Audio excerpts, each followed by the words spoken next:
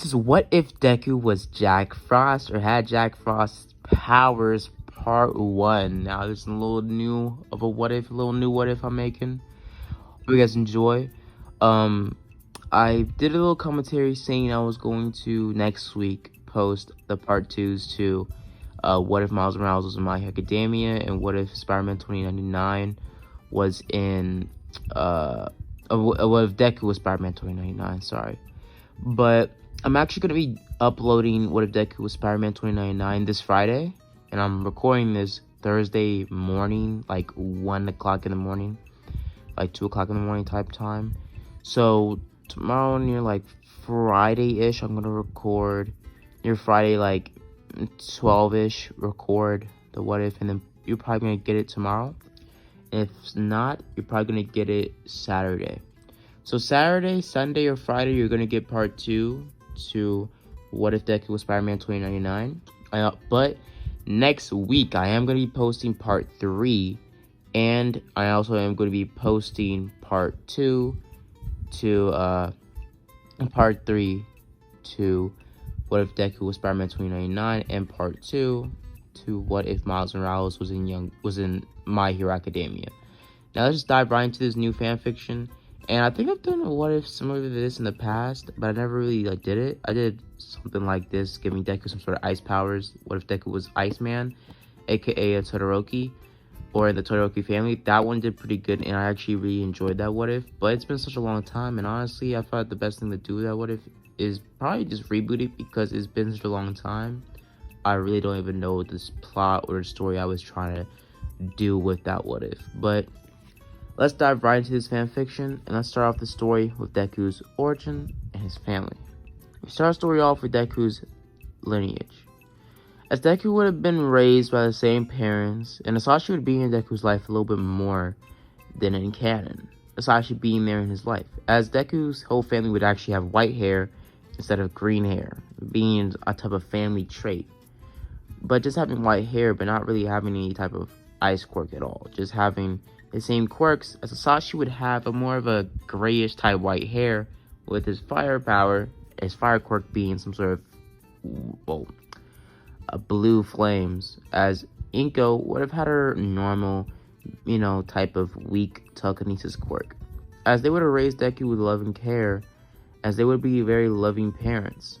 But time would have changed, and events would have happened very differently in this world, making Deku a very different person. And making his story change dramatically. Oh, I can't talk today.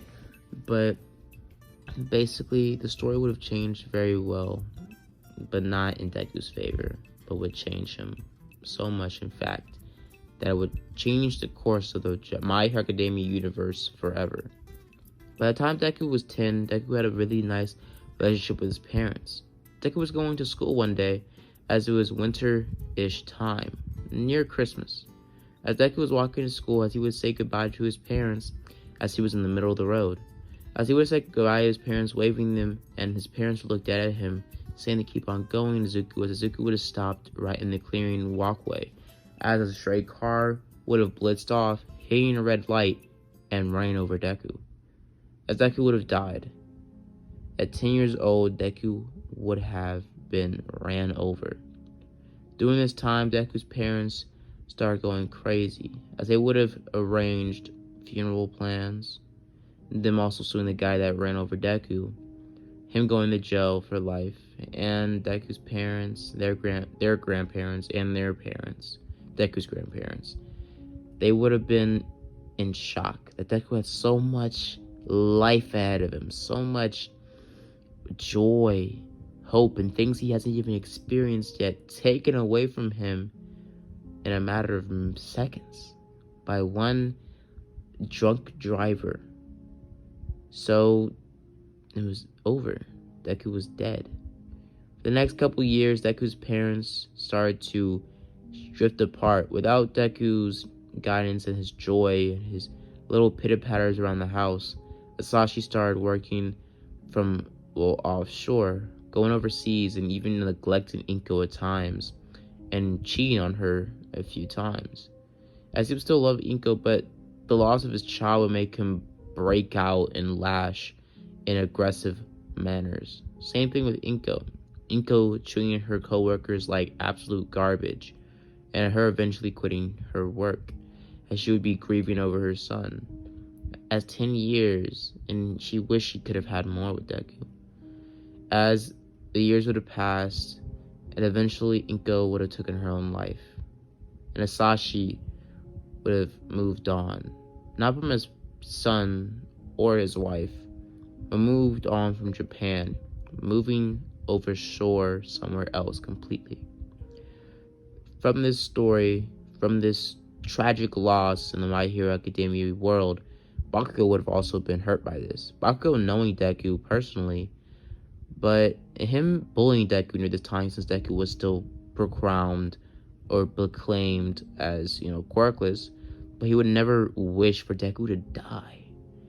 As from a young child, hearing that your friend you bullied died, that you still cared about him, really hurt Bakugo and changed his story a little bit more.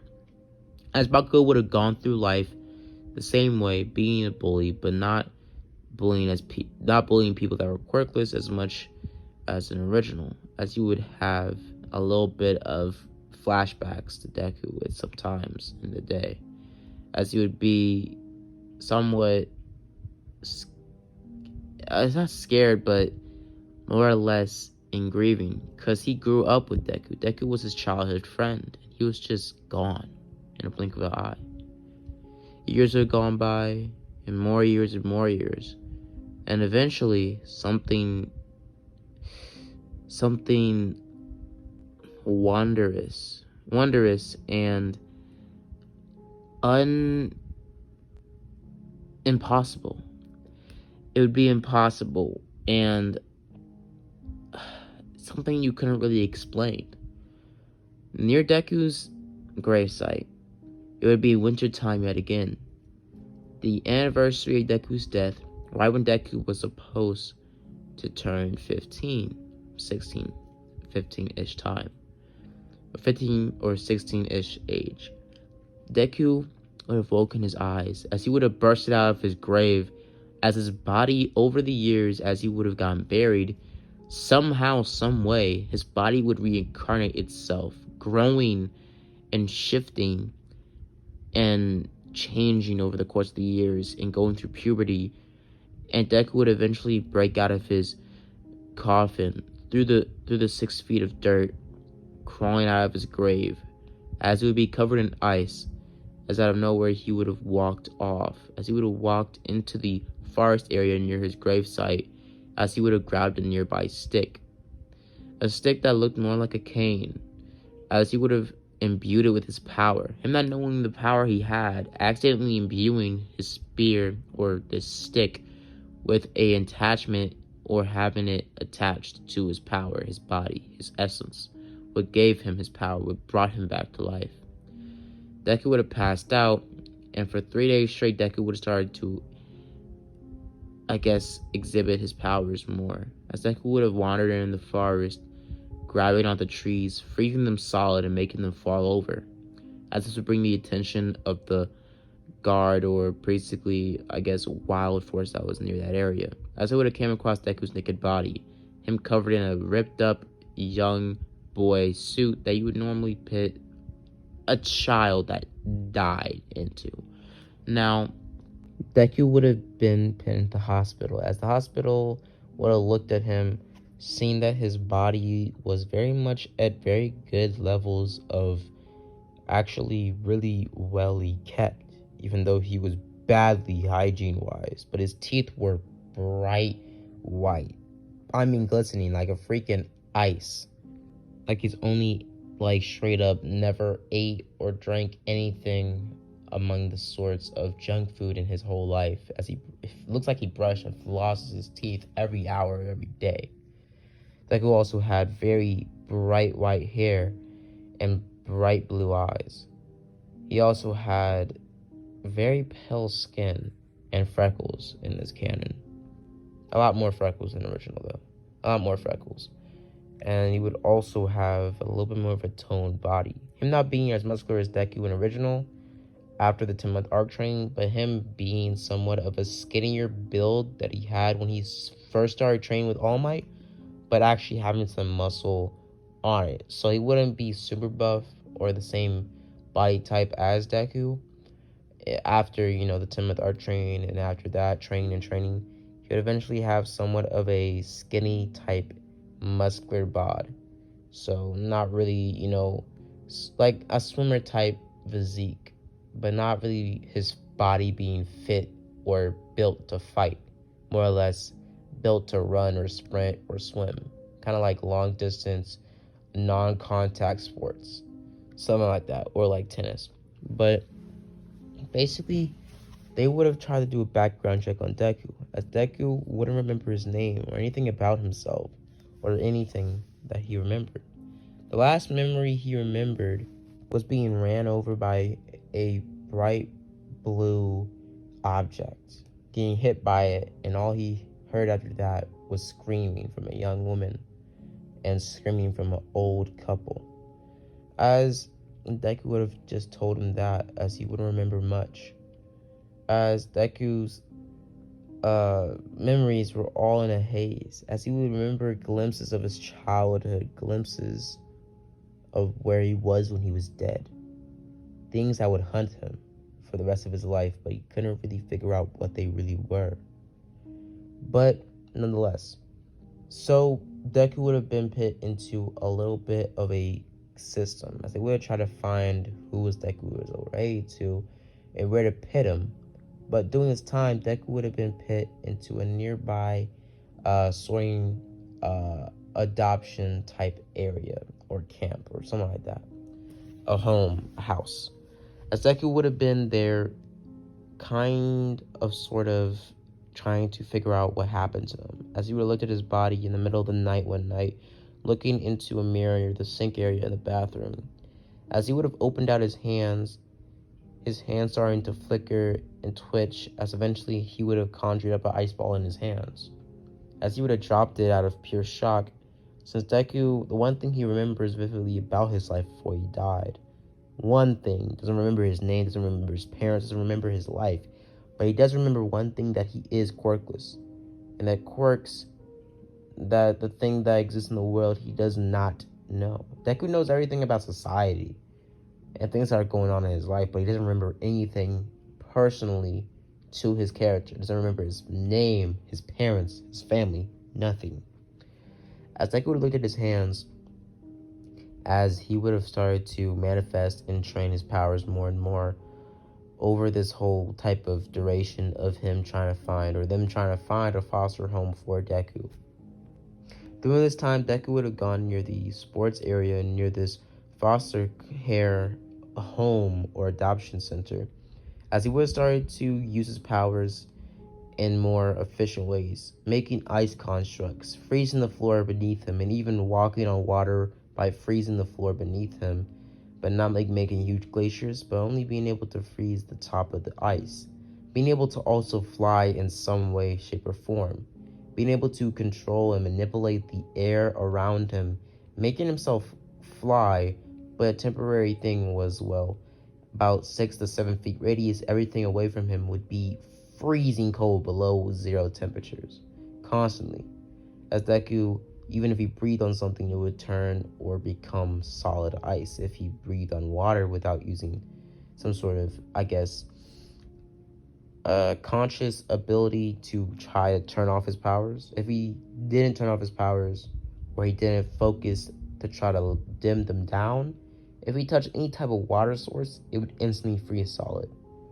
But Deku's powers would derive from. Let's go over Deku's powers, okay? So yes, let's get into it. So Jack Frost, he's like a literal, a force of nature. Literally, he's Jack Frost. On the the fan fiction or the plot I'm basing him off of is like his stories and like the books, the movies, the TV shows, all that other stuff. Basically, Jack Frost is literally a force of nature. He's literally like weather. So he can literally control the weather in ice forms, make straight up huge glaciers of ice, straight up surpass Todoroki's ice ability, since he's literally a force of nature. He can literally do snow days. He can literally change the weather. He's incredibly powerful. He's literally like a god. He also can fly. He also can go invisible, go through walls, make ice constructs, like I said earlier, like ice swords, ice walls, or anything like that. He can also freeze water or any type of form of water, and also basically just control any type of ice type abilities. Any type of ice abilities he has, he can turn them into. So I guess he can change. He can basically use powers the same way Iceman and Todoroki use their powers, by making ice or turning water around them into ice. So something like that. So, for simple, Jack Frost and Deku's powers are incredibly OP. So, for simple, he is incredibly overpowered. And plus, he does not get over frozen or over cold. So he doesn't get frostbite if he overuses his powers at all, since he literally died and his body has been shifting and changing to use this power he has, not even a quirk, to its fullest and biggest potential. So yeah. So I'm not gonna be dimming down Deku, but I won't give Deku all of his Jack Frost abilities just yet. But only like the base ice manipulation quirk type powers. But for example, Deku doesn't have a quirk. I'm gonna go into more detail of how Deku came to life, how he has all these new powers in part 2 of this What If. So I can't give you all the details in part 1, because like, what's the fun of that? You already know everything in part 1. You won't really want to watch part 2. But yeah, so let's just dive right into kind of the rest of the story, how it really starts to change, and how Deku's story would eventually move on to him going to UA. Now, during the adoption camp, as he would have been training one day, as he would have been interrupted by a big man in a black suit, as he would have had a fiery beard, as this man would have looked at Deku, saying, "You're interesting. I've heard tell about you, a ice quirk that is unrivaled, and you have no limitations to it." As Deku would have been at this, orphanage for a couple months now, being right in between the 10-month art train at this time, as Endeavor would have signed up to adopt Deku, as Deku would have been brought to the Todoroki house, as he would have been introduced to his new adoptive, siblings.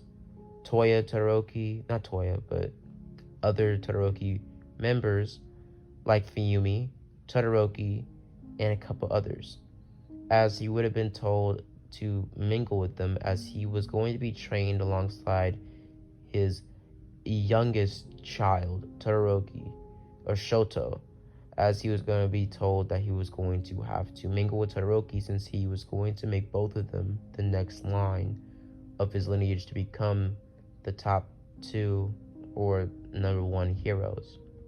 It's simple. Endeavor in the story, he is even more driven to make at least one of his children become the number 1 heroes.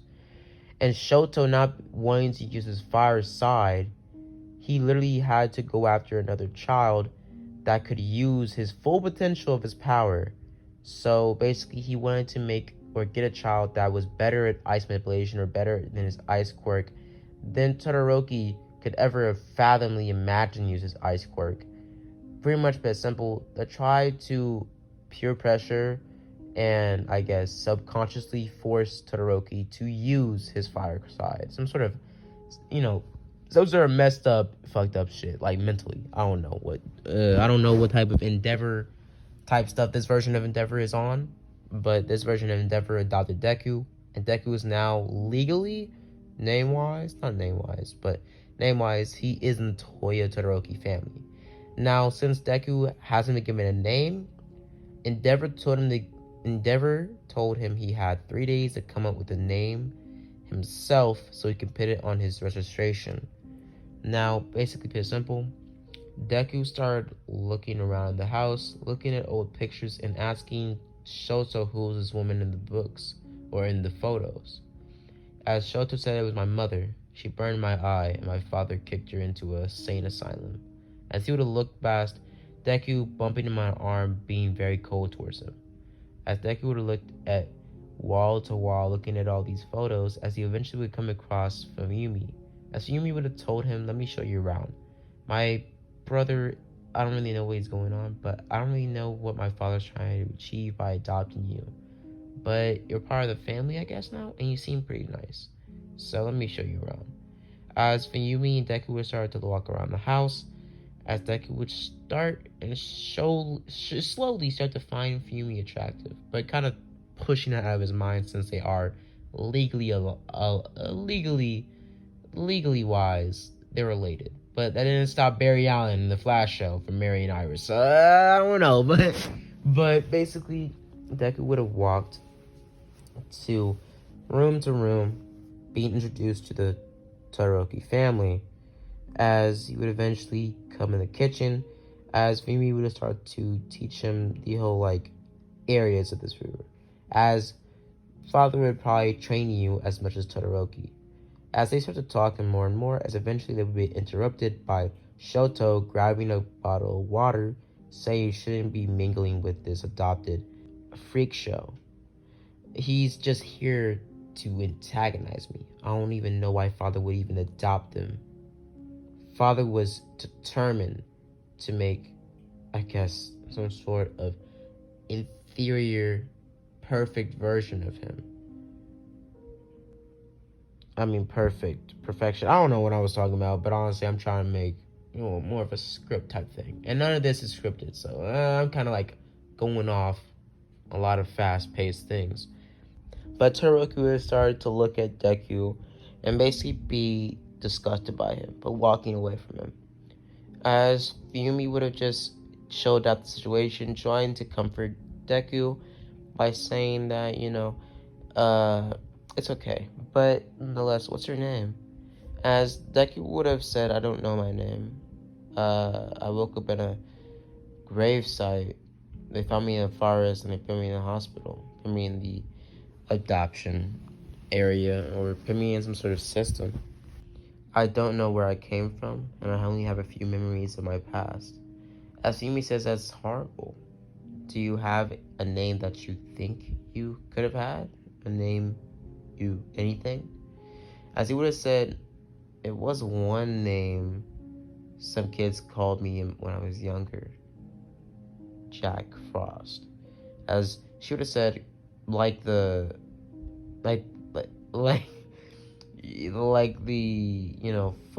folklore, Jack Frost, the guy that makes weather, makes the winter time, like that Jack Frost from the old Christmas movies. As Deku would say, yeah, I think it was because of my white hair when I was a kid. Don't really know why they call me that. I'm trying to put it in two.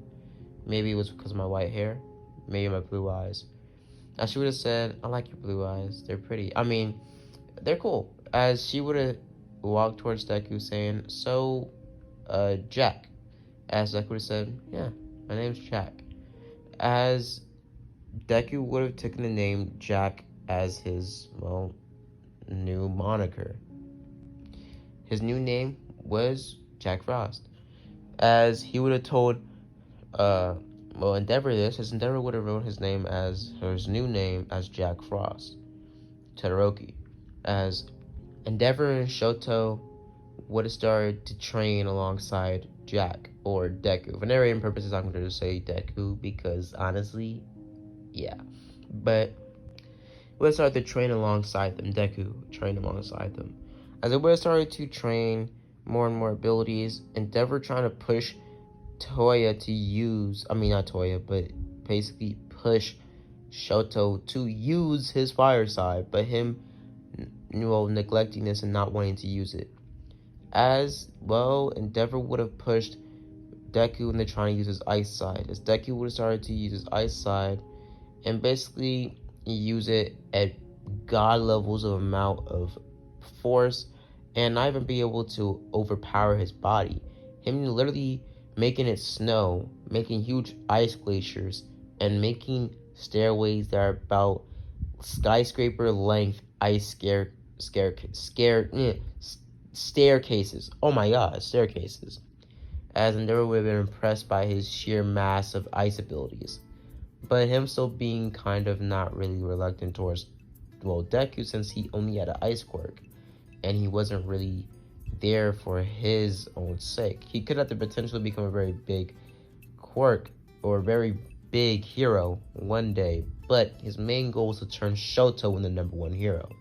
As he would have watched Shoto from afar, trying to push him into use his fire side to even out him and Deku's powers to make them on an equal level or equal type of fighting ground. As I should, told you this earlier, one of the main weaknesses Deku has is increased intense, and I mean intense levels of fire power or fire quirks.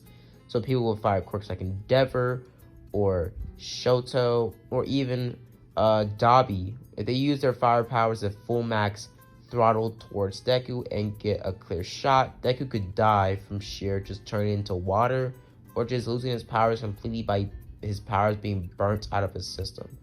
But simple, Deku was very, very, very, very vulnerable to fire or any type of explosive type quirk. So yeah. And also Deku has a type of regeneration ability. I don't know. Deku can regenerate his body by like the same way Killer Frost can regenerate her body. Cryo type regeneration. I don't know what it's called. But during this whole training arc, as Deku would have started to train his body more and more, eventually him being trained by Shoto one day, as Shoto would have came to his room saying that I understand that my father only brought you here to antagonize me, but I'm not going to let you do that. As he tries to befriend Deku as they start to train together, but him not really becoming friends with Deku, more or less to train him so he doesn't hold him back when he does get put into UA by my father's recommendation, aka Endeavor's recommendation. As Deku starts to get trained alongside Todoroki, as Todoroki trains him in combat, fighting techniques, and skill, and basically just trained him in how to fight, hand-to-hand combat, and other things like that. As Todoroki is kind of impressed that Deku can fly, or somewhat levitate or push him or propel himself forward in the sky by using some sort of air quirk. But nonetheless, Deku would have been ready as he would have gone to the recommendation type, entrance exams, as basically the scoring would have gone somewhere the same, as he would eventually come to class 1A UA. As he would have walked into class, basically sitting down there on the other side of the room, away from Todoroki. As Todoroki and, Deku or Jack didn't make eye contact with each other at all.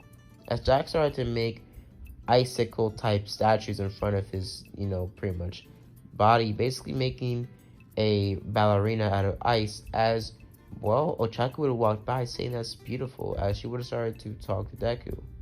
As they would have started to talk a little bit more, as she would have walked off saying bye to Deku, as we would see that Deku start to look around in the class, finding a little bit of a attraction towards one specific girl, black-haired girl in class, as he would have been kind of drawn to her, Momo Yaoyorozu.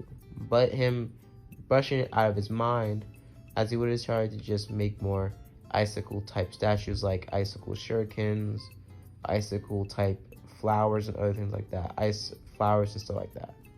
Eventually, Azal would walk into class. Azal would have told the class to get ready, and that, they're going to be doing quirk assessments to figure out if you guys are actually worthy of being in class 1A and being in my class of all classes, in UA.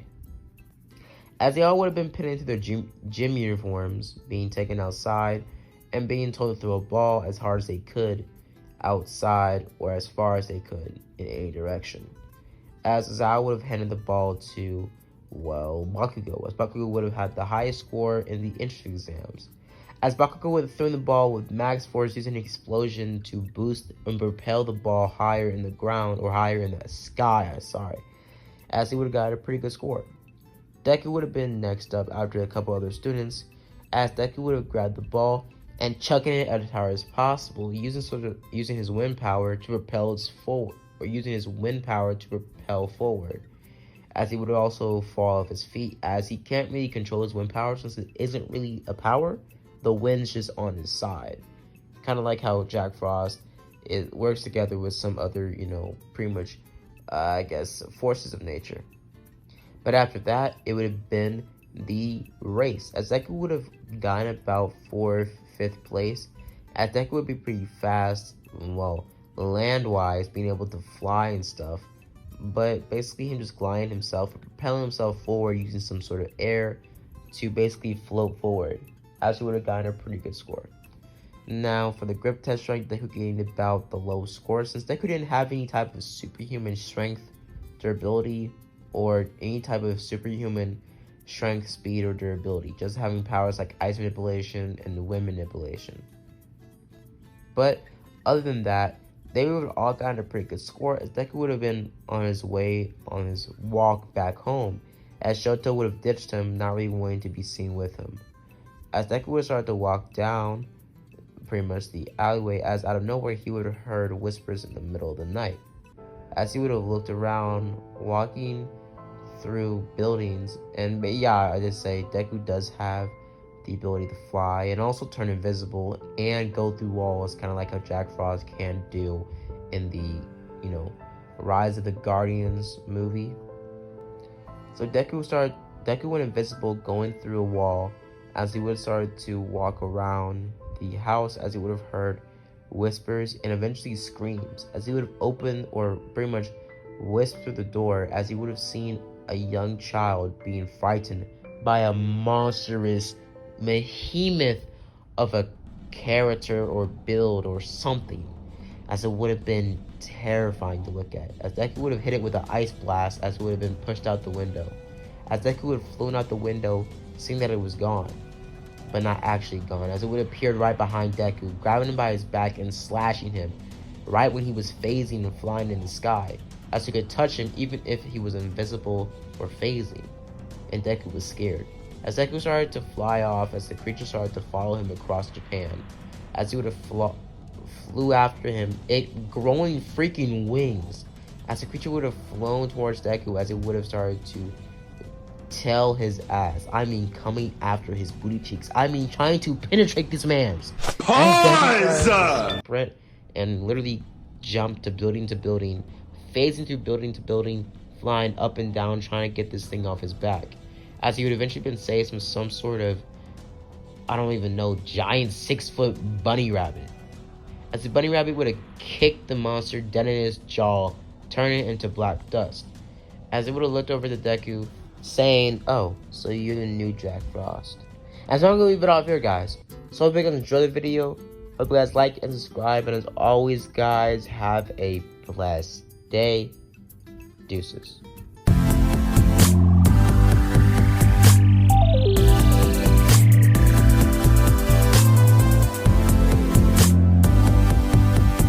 Visit